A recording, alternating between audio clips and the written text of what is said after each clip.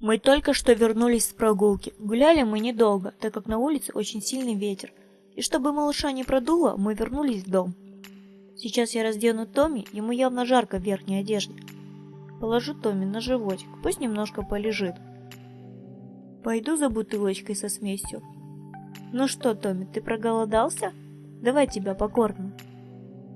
Сейчас переложим тебя в удобное положение, и ты покушаешь. Вкусно тебе, маленький? Томми поел и уже сладко спит. А сейчас покажу вам, как можно сделать многоразовый подгузник для куклы ростом 35-42 см. Для этого нам понадобится одна пара носков и нитки с иголкой. Вот пример, который я перешила совсем недавно. Носки можно использовать как длинные, так и короткие. На примере короткие носки мы будем делать из длинных. Итак, раскладываем нашу пару носков таким образом, чтобы пятка носка была внутри, то есть к телу куклы. Один носок ложится вертикально, второй горизонтально, чтобы пятка носка была посередине спинки нашего будущего подгузника. Так как носки у нас длинные, то нам нужно немного отрезать носка, который расположен вертикально, чтобы подгузник не висел между ножек. Отрезать будем в области носка, так как я это показываю. Кладем носок так, как он был раньше. Теперь сшиваем в области спинки. После того, как мы сшили спинку, переходим к бокам. А пока я их сшиваю, напоминаю, что этот подгузник именно для куклы. Влагу он не держит, и если у вас кукла, которая ходит в туалет, по-настоящему будьте готовы к тому, что подгузник промокнет. Итак, после того, как мы сшили спинку и бока, переходим к завершающему этапу. Но сначала я хочу объяснить, почему я не зашила посередине.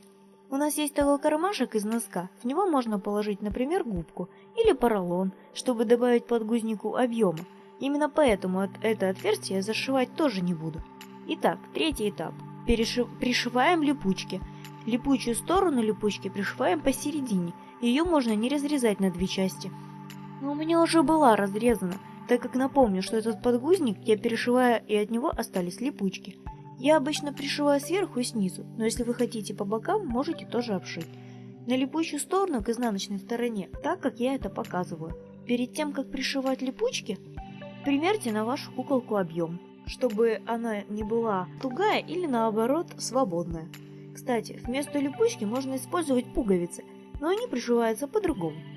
Ну вот наш подгузник готов, можно примерять на малыша. Делается недолго и вполне симпатично смотрится. Томми проснулся, видимо у него колики. Немножко его успокоить, сделаю ему укропную водичку. Давай, Томми, ты должен все выпить, тут немножко. Томми выпил водичку. Сейчас я его закачаю, и мы будем ложиться спать. На этом наш вечер заканчивается.